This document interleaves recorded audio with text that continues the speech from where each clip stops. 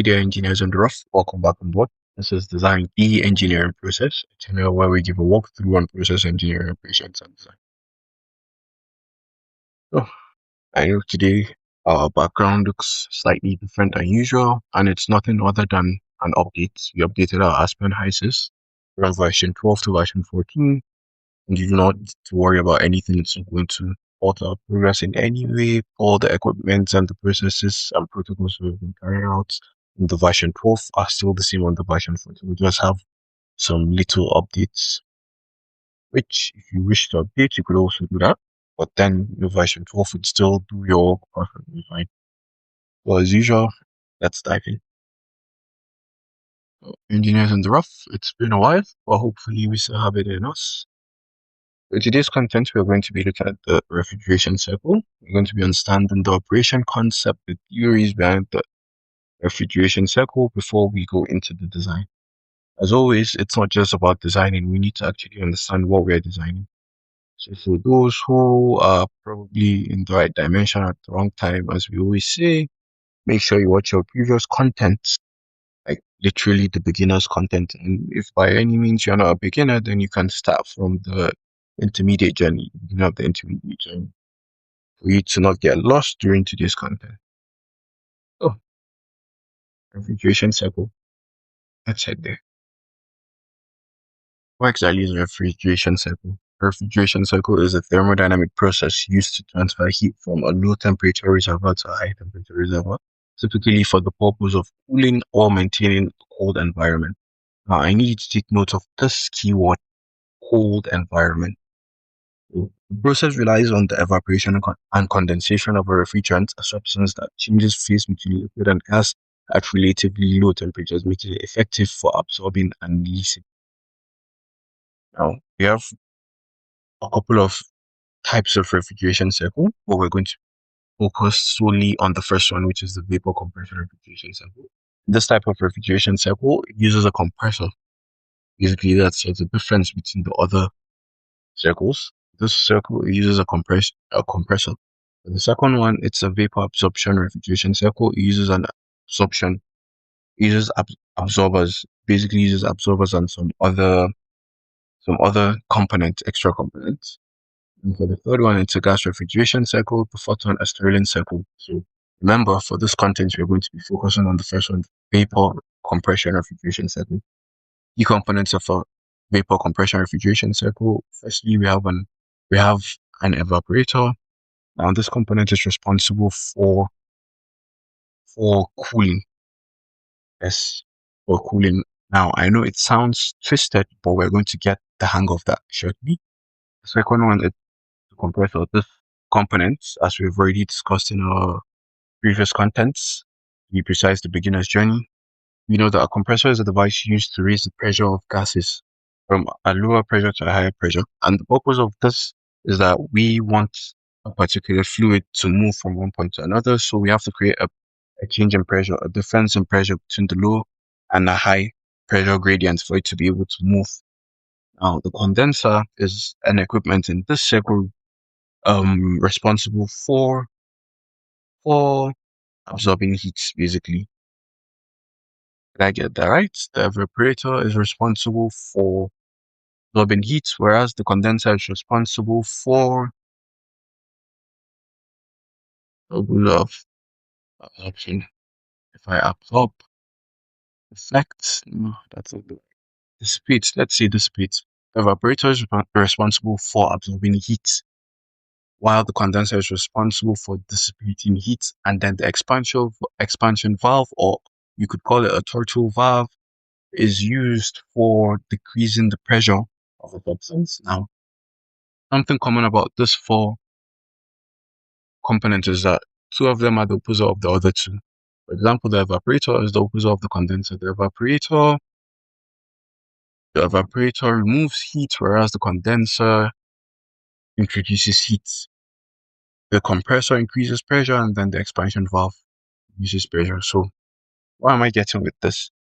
We know that for evaporation, it's the process of increasing the heat of a substance to change its phase from liquid to gas. You need heat to actually do that, and then for condensation, you need to use heat You change a substance from its gaseous form to the liquid form. That's our elementary knowledge. But then in refrigeration, you need to take note that we're dealing with two entities here. We're dealing with the environment, or you could call it the surrounding, and then we're dealing with the body, which you could actually call the components. Those are the bodies, and then we have the surrounding, and we're more concerned about the surrounding. That's why the definition of refrigeration, of refrigeration cycle, refrigeration is actually lowering or maintaining the core temperature of an environment. That's basically the whole essence of refrigeration. So if you're dealing with the environment, you need to understand that if an evaporator actually into if an evaporator actually absorbs heat from the system, you need to actually understand what is the working principle behind that for you to actually get the design right. And we're going to actually see that shortly when we look at the schematics for the refrigeration cycle. Why use refrigeration cycles and not coolers or heat exchangers? So you need to understand that all this while, from the beginning of our content down to this very moment, we've had a slight misconception. We've covered heat exchangers and coolers in our previous contents, to be precise, the beginner's journey. Then what we never discussed was that not all coolers or heat exchangers can cool below ambient temperature. So we are looking at the first reason, temperature control below ambient temperature. So what exactly is an ambient temperature? This is the room temperature or the environmental temperature, basically. Let's say, for example, the ambient temperature is 30 Celsius. I do not expect every single cooler or heat exchanger to be able to cool my substance below the ambient temperature. The normal air coolers cannot cool below ambient temperature. They can only cool close to not even equally. Let's just assume maybe they might be able to make the substance temperature to be equal to the room temperature, but not below ambient temperature, room temperature. So for normal coolers, they also rarely do that. They're still similar to the air coolers, but then we have other special coolers like thermostatic coolers, which might be able to cool below ambient temperature around maybe -10 to -20 Celsius below the ambient temperature. For example, we have an ambient temperature of 30 Celsius. They might be able to cool down to like 10 Celsius, maybe at max, but that requires a lot of energy and it drops the efficiency of the cooler. With that, you wouldn't really say that you're working with an equipment that has a good energy efficiency, and definitely, certainly, it would cost more. And this is where the third reason for the heat exchangers come in. Mind you, the second reason, achieving lower temperature, is still tied to the first reason. I don't even know why I dropped it there. But then for the continuous cooling and energy efficiency, for those kind of coolers, actually for the thermostatic coolers, they might be able to drop the temperature of the substance below the ambient temperature, but then it's not energy efficient and at the same time it's not cost efficient. But then we have coolers which could comfortably drop the temperature of the substance below the ambient temperature, but they cost even more than the thermostatic, and they have lesser energy efficiency. If you're looking at it from the perspective of energy efficiency, comparing it to the refrigeration cycle, the whole essence of the refrigeration cycle is just to keep a continuous process, an energy efficient continuous process of dropping the temperature of a substance below ambient temperature, not just ambient temperature, below sub-zero temperature, negative. And it easily does that because that's purpose, the whole purpose of the refrigeration cycle. And we're going to look at how it actually works very soon. So coolers, the type of coolers that could easily drop the temperature below ambient temperature are cryogenic coolers, or in short, you could just call them cryo coolers. Mind you, this kind of coolers use substances like helium or nitrogen inside them to do the cooling effect. Nitrogen at a very, very, very low temperature, close to like negative something, I don't know, negative 50, 70, very cold temperature, and they can actually drop your substance, the temperature of your substance, down to like negative 150, negative 200. But then to get that kind of temperature, it costs a lot. And then it is not energy efficient in any way compared to the refrigeration cycle. So with that in scenarios where you're considering cost. Every scenario for design, you have to consider the cost. You have to consider optimization. So in process of considering optimization, this is where the refrigeration cycle comes in. People consider using refrigeration cycle to carry out those temperatures that go below the ambient temperature, that go down to sub-zero temperatures. So with this, we know that refrigeration cycle have better temperature control below ambient temperature, easily achieve low temperature, and have a good continuous and cooling energy efficiency compared to the coolers and heat exchangers. It's the same thing for the heat exchanger like the coolers. The heat exchanger, the cooling of a heat exchanger is just the function of the cold stream, how much energy the cold stream carries to be able to cool down the hot stream. So for you to be able to go down below ambient temperature, your cold stream for your heat exchanger needs to be below the ambient temperature itself. And to get the cold stream below ambient temperature, it's still a function of cooling from somewhere. So you're still using coolers to actually carry out heat exchanging, which doesn't really make sense. It's not energy efficient. So in this case, people consider the refrigeration cycle engineering processes to be more efficient. And that's the reason why refrigeration cycle is used in most cases. So we have our first schematics on here. I would really call it a modification. It's the basic form of a refrigeration cycle, as basic as it comes.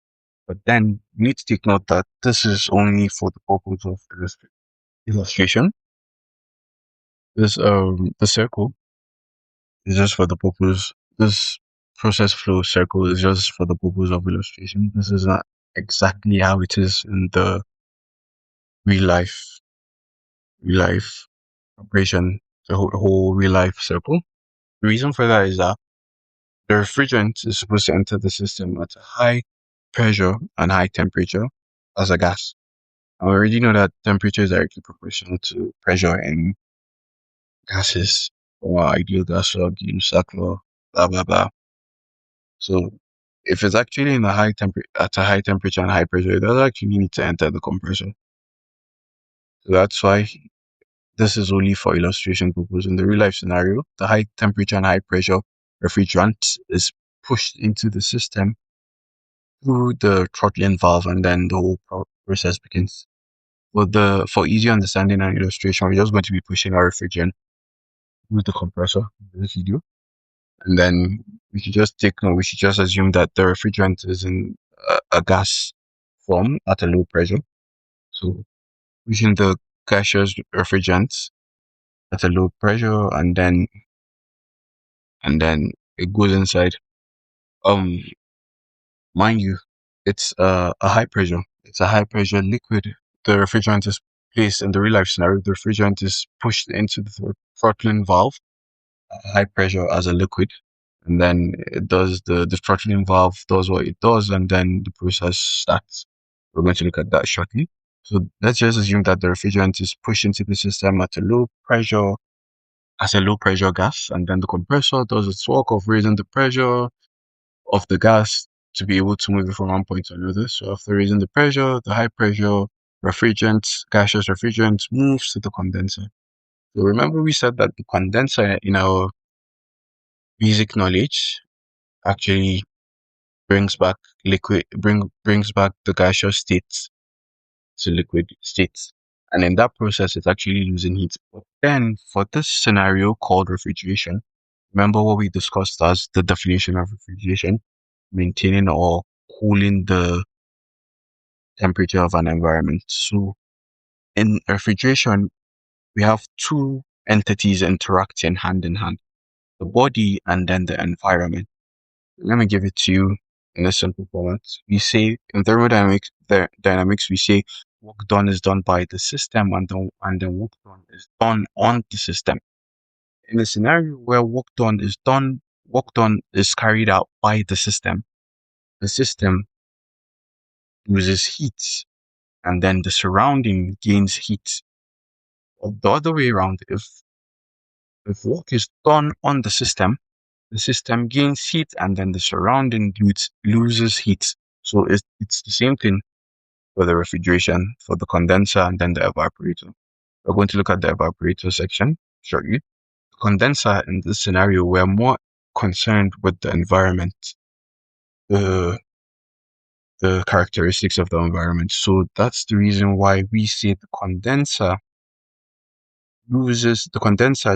actually actually dissipates heat, basically making the environment gain heat, making the environment hotter, basically, because condenser is the body, and then the body is actually losing heat. And if heat is lost by the body, the environment gains the heat because the two entities, the body and then the environment, are interacting. If one loses, one gains. If one gains, one loses. So that's the whole process. We always look at the refrigeration cycle from the point of view of the surrounding entity and not the body. So we have a high pressure gaseous refrigerant going inside the condenser, and then the condenser loses heat. And remember, if heat is lost, pressure drops a little bit in gases, and then pressure drop and heat drop in gases eventually might lead to the gas condensing and turning it to liquid. So the condenser basically condenses the gaseous refrigerant, to liquid, not completely liquid, by the way, but it condenses it to liquid, and in that process, we could say we have a mixture with liquids predominantly, and then that mixture goes into the throttling valve, which the essence of the throttling valve, the whole operation of the throttling valve is the opposite of the compressor. The throttling valve is nothing more than an expansion valve. And we have also looked at the valve, what the valve does. It controls flow in real life scenario, but in Aspen Hysys, it decreases pressure. The compressor increases pressure, the throttling valve decreases pressure. And in that process, we're going to be having more condensation occurring, more gases coming back to liquid, because the gas is actually losing pressure. If the gas loses pressure, the gas loses temperature. If the gas loses temperature, condensation occurs. Now, with this, we could say we could say that we have completely carried out condensation, but that's just hypothetically. In most cases, even after throttling, you do not completely carry out evaporation to actually convert the whole gaseous refrigerant back to liquid. But let's just assume for this schematics, the first scenario, let's just assume everything turned to gas, and then the evaporator. In this scenario, after throttling, we have a cooled a refrigerant which has lost its pressure and temperature. So basically, it's cold at a low temperature, and then it goes to the evaporator. And with this, in this process, we know that for the general knowledge, evaporators carry evaporation. In the process of carrying evaporation, we gain heat. Basically, gain heat. We add heat to a substance for it to actually carry evaporation, for it turn to change its phase from liquid to gas. So the evaporator gains heat, and if the evaporator gains heat, remember what happens? The surrounding loses heat, and this is where the cooling of the environment occurs. The cold liquid refrigerant goes to the evaporator, and then in that evaporator, it absorbs the heat of the environment, making the environment colder, and then making the refrigerant hotter. And if the refrigerant gets hot, evaporation occurs. The refrigerant goes back to its gaseous state, and then the compressor compresses it, raises the pressure, making the refrigerant even hotter and being able to actually move from one point to another. So this is where the whole refrigeration circle comes in play. This is how it happens.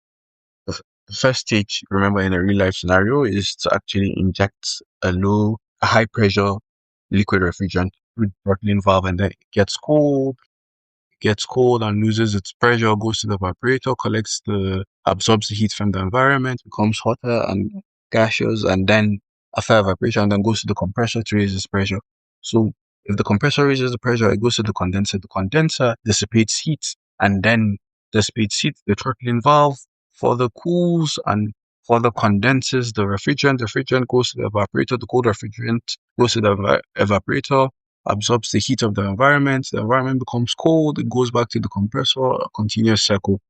And with that, we have the refrigeration cycle, the basic refrigeration cycle. So for the second schematics, which is a modification, it's the same thing with the first scenario. The only difference is that we have an extra component added, which is our flash chamber. Nothing other than a separator. It's the same thing as a separator. In most cases, remember we said realistically, the whole refrigerant does not actually condense back to liquid completely.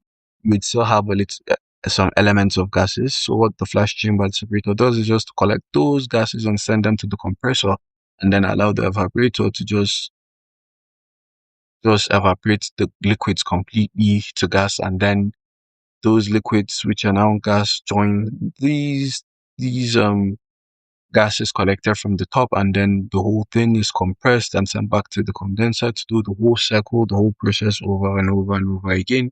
And this whole process occurs in seconds, which makes the cycle being able to actually cool down to sub-zero temperatures. Now, to understand this basic concept furthermore, we could just use numbers. We could say we have 10 kilogram of a refrigerant. After throttling, we have a mixture. We still have a mixture. We'd say we have 2 kilogram. We have a mixture, a total, which the total quantity is 10 kg. We have 2 kg of gas refrigerant, and then we have 8 kg of liquid refrigerant, a total of 10.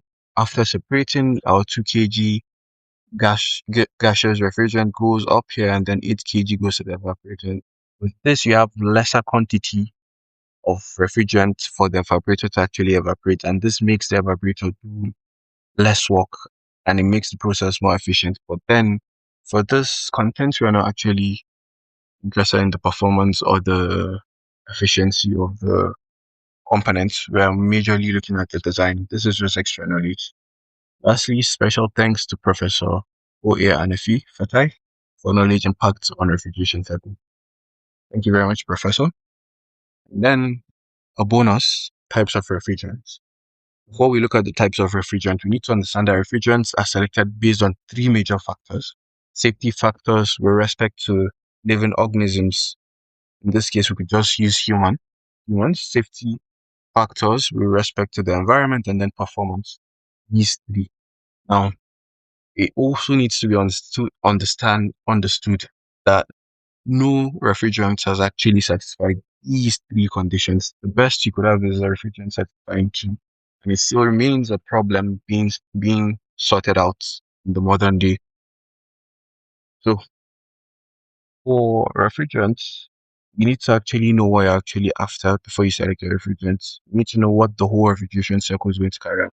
If you're using the refrigeration cycle for living organism purpose to actually cool the environment for living organisms, you would consider refrigerant which performs well and then which is safe for living organisms. And then if it's not for living organisms, you could consider uh, one which is safe for the environment, and then also performs well, and then you just find a way to manage the third aspects. But in general, refrigerants only satisfy two out of the three major factors for refrigerant selection.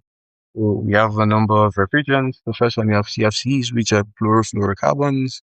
R12, these are the refrigerants which are actually harmful to the environment. They do not satisfy the environmental factor because of their chlorine contents. Then we have hydrochlorofluorocarbons. Hydrochlorofluorocarbons also do not satisfy the environmental safety of the environment and also humans because of their hydrofluoro contents. The HFCs, the hydrofluorocarbons, these ones satisfy the environment but are also harmful to human beings, and then in some cases they do not carry out optimal performances. Then we have HFOs, which are hydrofluoroolefins. We have nitro refrigerants, which are things like ammonia, propane, isobutanes. So it just depends on what you want to actually use your refrigeration cycle for. When you decide, you select the refrigerant which actually satisfies that purpose. And with that, we can head to our modeling environment. We're back to the modeling environment, and we have a design task on hand. So design a vapor compression refrigeration cycle using refrigerant 134A. The system will operate at the following conditions. These are the conditions at which the component on the system operates. So we need to understand that since we are working with the steady state and Aspen Hysys, It's not the normally the refrigeration cycle is a dynamic process because it continuously moves. But then in Aspen Hysys, there is an advanced way to do dynamic simulation. But currently, to keep things simple, we are working with the steady state design, the simulation. So with that, we can now 100% simulate the circle. A circle always has a beginning. So we can't 100% simulate the beginning and the end. We could just hypothetically do it and hypothetically simulate the circle in steady state. And another mind twisting thing about this design task is that we are not given the conditions, inlet conditions of the refrigerants. We're going to have to find that out and just hypothetically model the circle. So remember we said that in the refrigeration cycle, for the real life scenario, the refrigerant enters the system through the throttling valve and it enters as a liquid at high pressure. So we're going to try and work with that also. So we know our starting point currently, the expansion valve. Then the expansion valve only gives us the outlet condition, the working condition, the outlet condition. It doesn't give us the inlet conditions. And we need to know the inlet condition because that's the condition of the refrigerant. But we are not given that, so we have to actually do some extra work, which is to work back what equipment comes before the expansion valve. We know it's our condenser. So the outlet of the condenser basically is the inlet of the expansion valve, which is the conditions of the refrigerant. So the condenser has an outlet condition of saturated liquid and it operates at 35 Celsius and 9 bar with 5 Celsius and 9 bar. So this is the outlet conditions of the condenser, which is the inlet conditions of the expansion valve, which is our refrigerant condition. We know that our refrigerant is going to be 9 bar, 35 Celsius entering the throttling valve, and this process kicks off. So isenthalpic expansion means that the refrigerant is not going to gain or lose heat to any external factor. The only reason why it's going to lose or gain heat is going to be due to the increase or decrease of the pressure in the refrigerant. And in valves, we know that the pressure decreases, so we expect the temperature to decrease. Let's head back to the modern environment. We already know what to do as intermediates, and for those of you who don't know, like we always say, wrong time in the right dimension.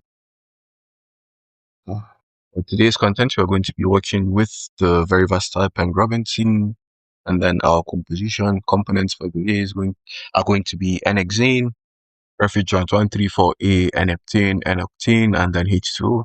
We're going to be working with mass fractions. This is a stream for refrigerant. Refrigerant stream. Let's call it the refrigerant first of all.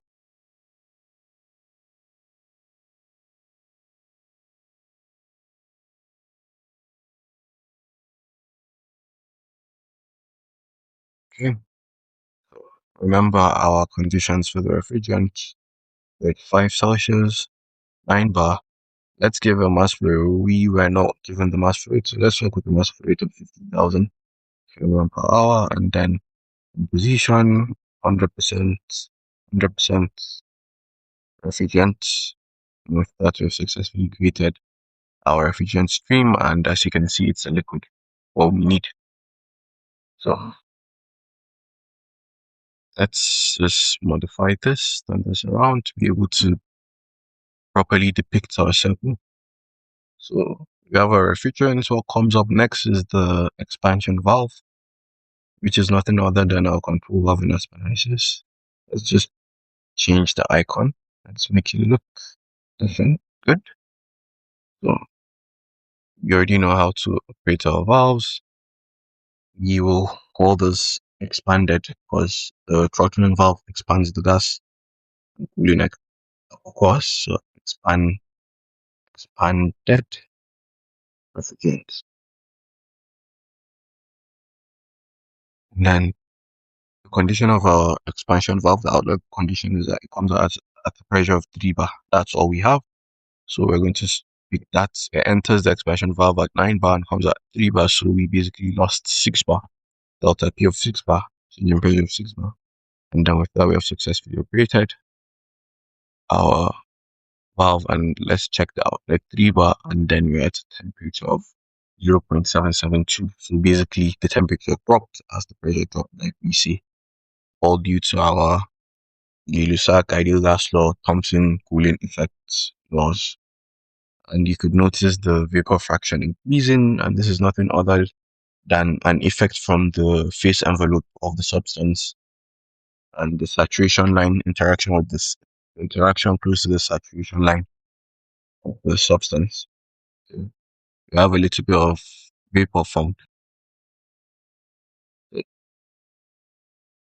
This we have modeled one phase out of four phases of the circle.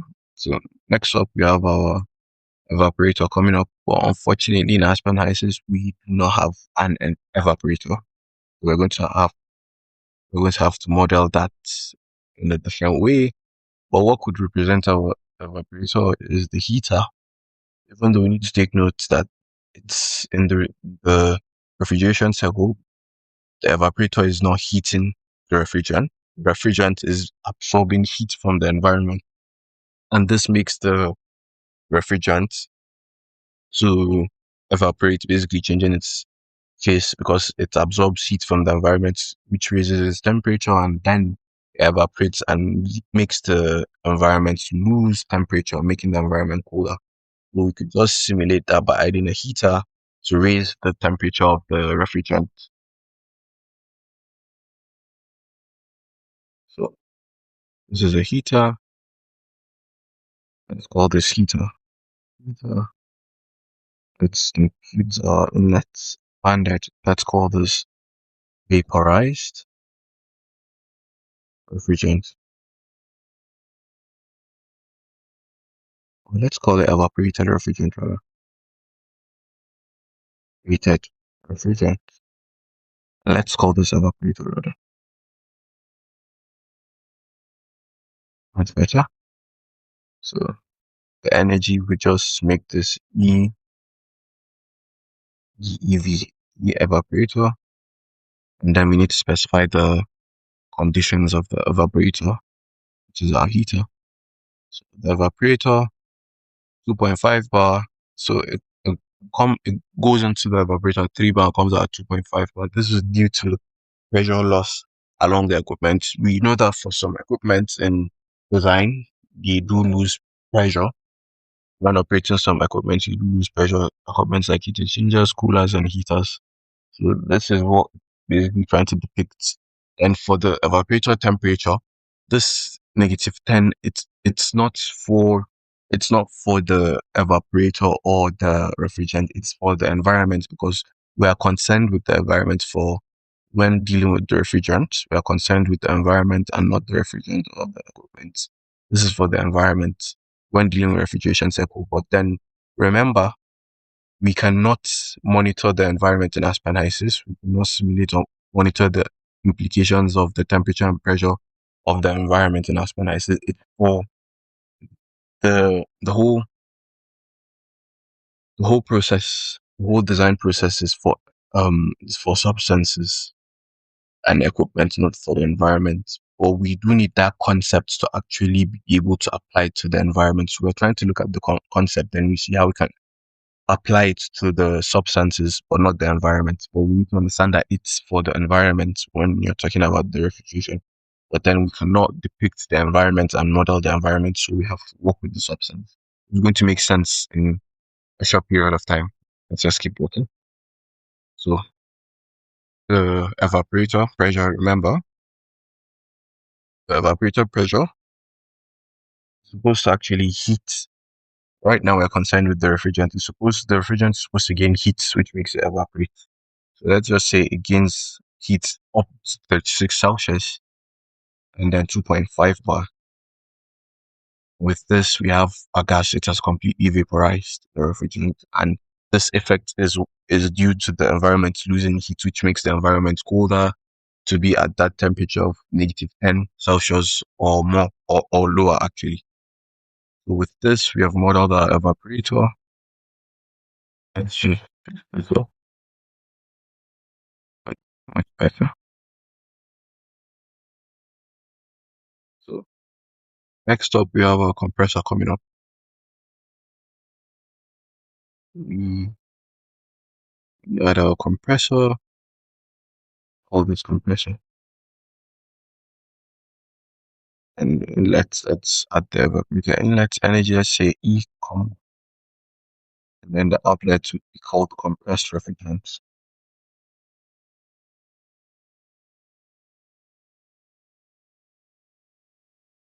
Compressed refrigerant, so I want you to specify the change in pressure. Okay, let's look at the conditions. It's an isentropic efficiency. It's at an isentropic efficiency of 85%. Inlet temperature of the compressor is -10, but that's for the environment, remember. So for our substance, we use 36 to 2036 here, and then the compressor discharges it at a temperature of 9.5 bar. We have all we need. We have our pressure already here, so 9.5. 9.5. Let's specify our efficiency first of all, parameters, and our parameter. Let's see. It's okay. Adiabatic efficiency is same thing as isen- isentropic. So it's going to be 85% and not efficiency. 85%, not 75%. It's 85%. And then we add back to our worksheet, and then this is 9.5%. Now it gives us a temperature of 86.9. That's the temperature, a very hot temperature. This the refrigerant is at this hot temperature. Okay, okay. You mess up something. So just turn this around. Much better. And so turn this around. Much better. So with this we have modeled our compressor.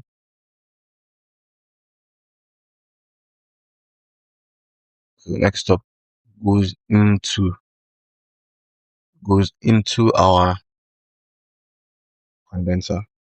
So just like the evaporator, we do not have a condenser in Aspen Hysys. We do not have a condenser in Aspen Hysys. So we have to work with a cooler or a heat exchanger. But let's just keep things simple and let's work with the cooler.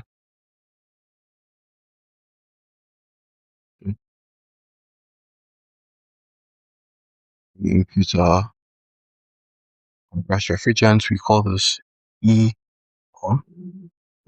So let's name this condenser. Condenser. And then let's call this condensed refrigerant. Refrigerant. So let's check the working conditions of the refrigerant. It's at 9 bar 35 Celsius. So let's do what we have to do. The condenser is at 9 bar. This is 5 bar. Then back to 35 Celsius. And then it's back to a liquid. And with this, we have modeled our condenser.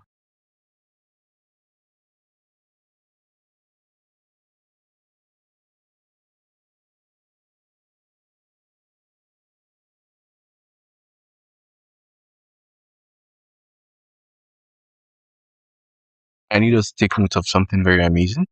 We're going to open up the refrigerant, and then we're going to open up the condensed refrigerant, and you would notice that they have the same properties. And with that, we have simulated the circle. It's a circle. What goes around comes back around.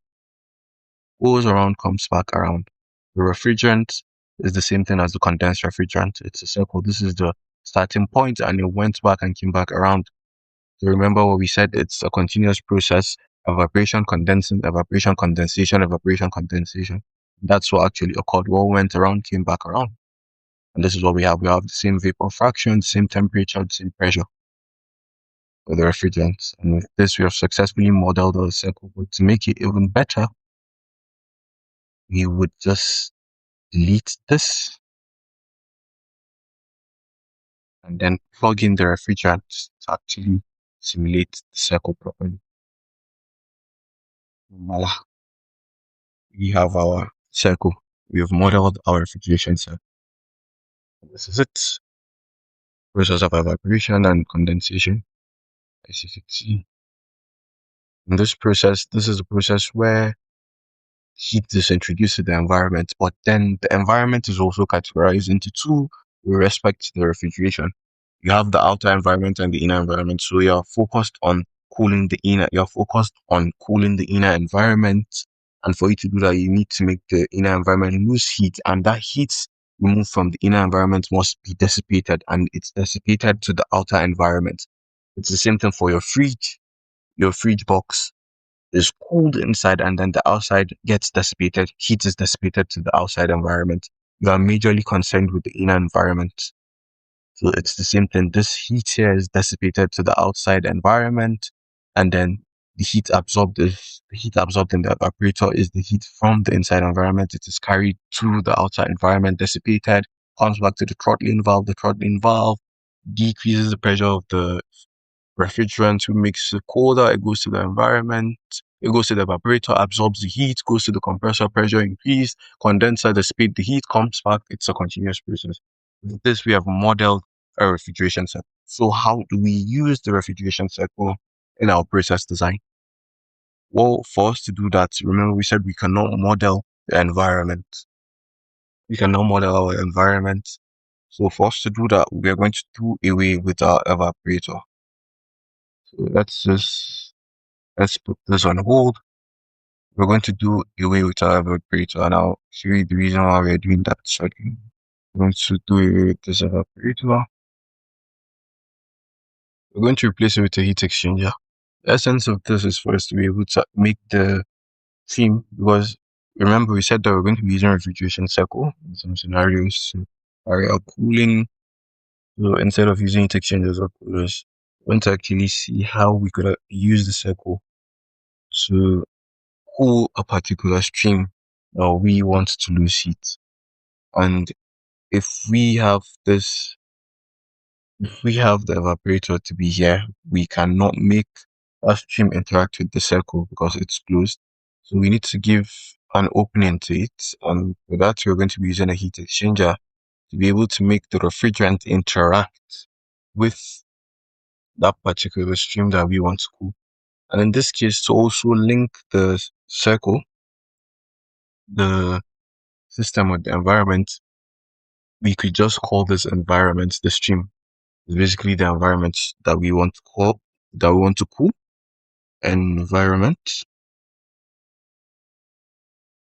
And then the composition, we have a couple of things. Hexane, let's turn this back to alpha. The hexane, let's just it is 0.4, then 0.3, then 0.2, H2 0.1. Okay, so conditions, let's just give it a temperature of 100 Celsius and a pressure of about 3 bar also. Give it a flow rate of 5,000, 50,000 kilogram per hour also. It's in a weak state. Okay, in a weak state, I think that will. So we're going to be replacing the evaporator with the heat exchanger, like we said, in order to be able to make the environment interact with this cycle. And the environment is nothing other than the stream that I want to cool. It could be a feed stream or any other process stream, but we're just using an environment for the purpose of the refrigeration to actually see what it looks like, this interaction. So we're going to be creating our heat exchanger. We already know how to do that. On the shell side, we're going to add the refrigerant in and out. Then we're going to add the environment here. Let's just call this out. Right, perfect. So let's see how they interact. So another thing is that we're not going to be working with these conditions. These are the conditions for the refrigeration cycle.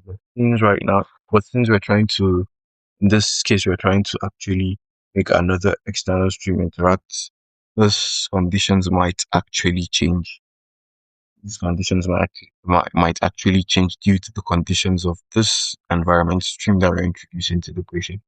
If it doesn't work, we might actually have to change it, and this stream is going to be heated, so we expect that the pressure is going to increase. Even though in heat exchangers we do know that uh, there are losses, of course, but there are pressure losses.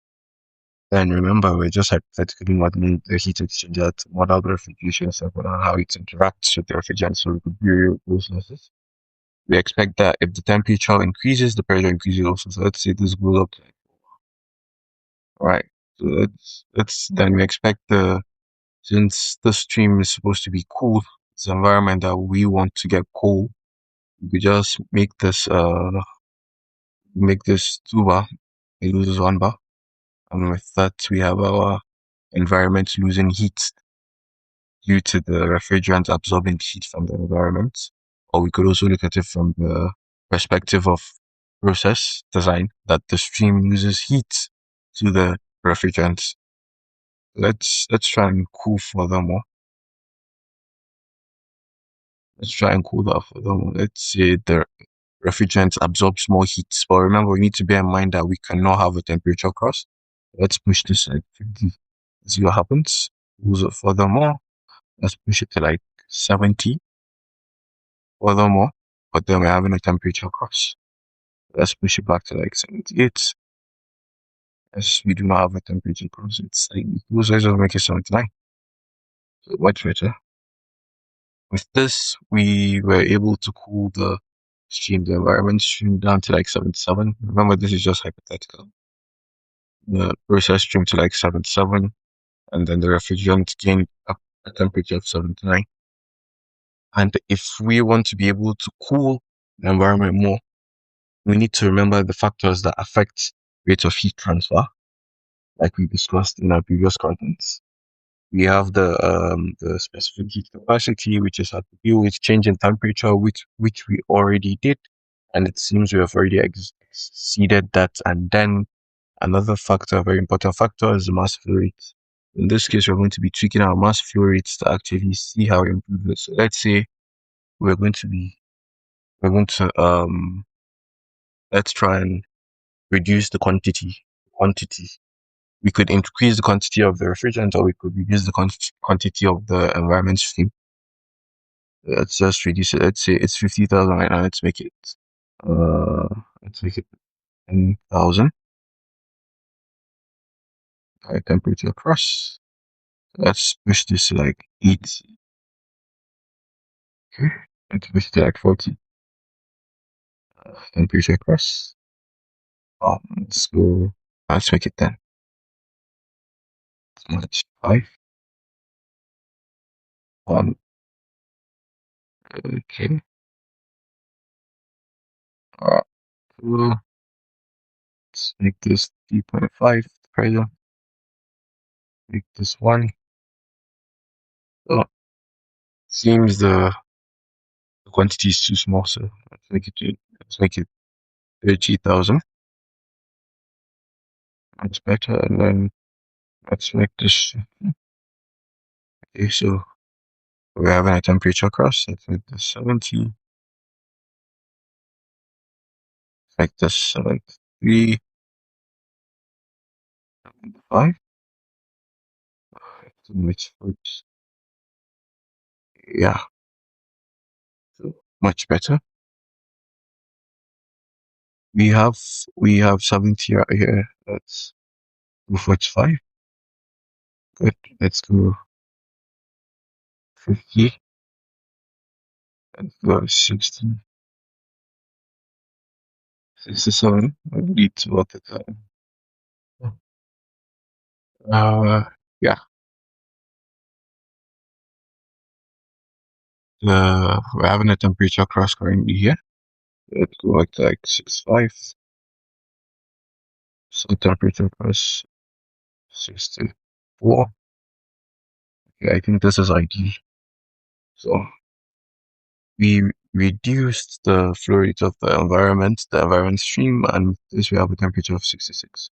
And we actually furthermore reduce it, we could go lower, or if we use the flow rate of the refrigerant, we could go even lower. So with this, we could see how it interacts, how we could actually use the refrigeration cycle or a particular stream. For this case, we're just trying to model the environment and the circle interaction, which is not really ideal with Aspen Hysys. We're just trying to see how it works. But we shouldn't really look at this as the stream as the environment. We should look at it as a process stream, which we're actually trying to do. And if we want to actually make this stream go down to sub-zero temperatures, all we need to do is increase the flow rate of the refrigerant, and then increase the flow rate of the refrigerant, and probably increase the change in pressure, and we'll be able to actually achieve that sub-zero temperature below the ambient, and it perfectly obeys the refrigeration cycle rule. Unlike the heat exchangers and coolers, some certain coolers which we cannot go below the ambient temperature. And the good thing about this process is that it's a circle, a continuous circle, which is energy efficient. That's the beautiful part about it.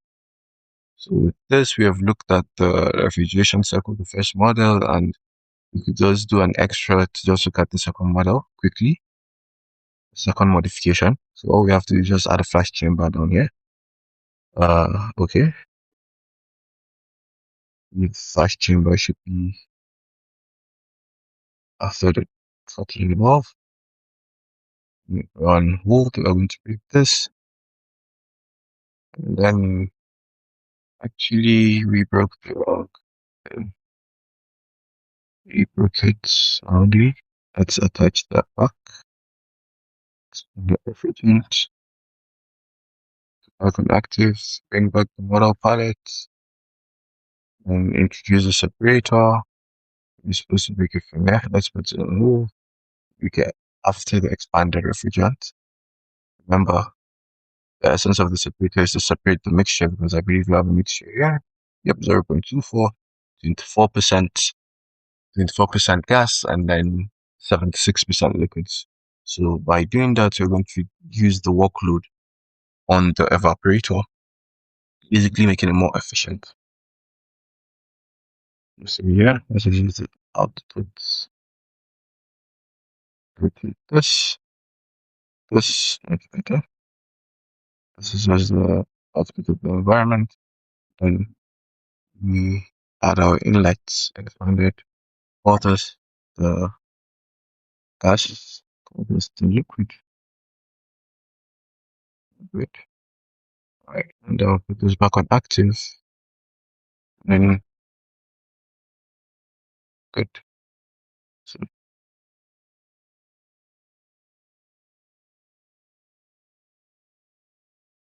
this week we have a flow rate up here.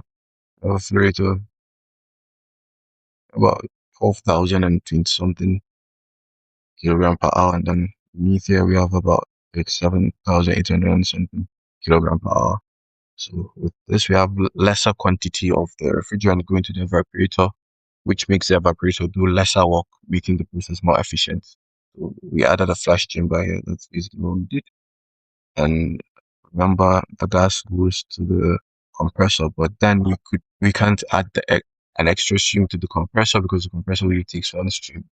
So we can't add an extra.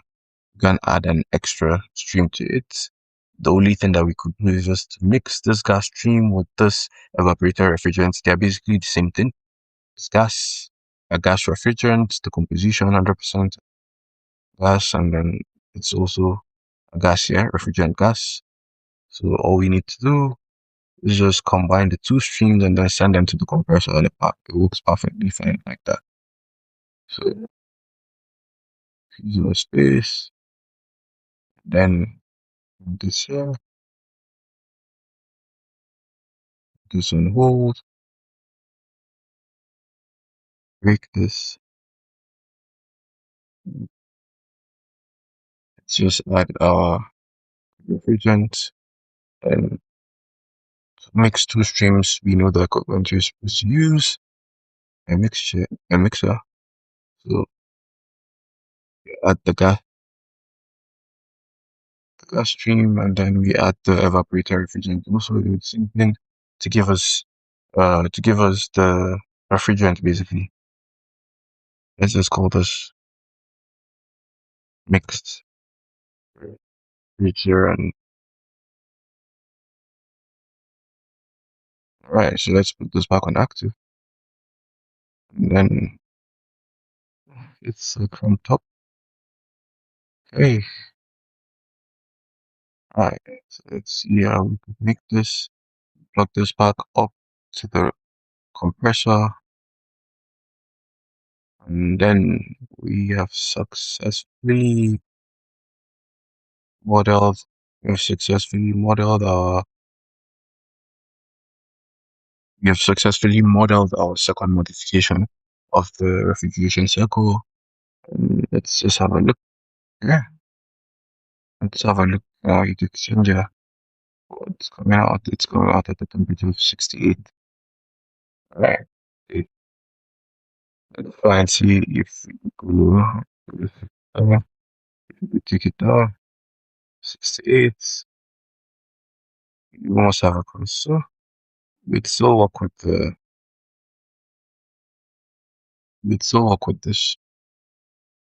This we've cooled down a particular stream, and if we want to take it to sub-zero temperature, it's perfectly fine. It works. All we need to do is just increase the flow rate of the refrigerant and increase the heat heat difference in heat transfer, change in heat for the specific heat capacity.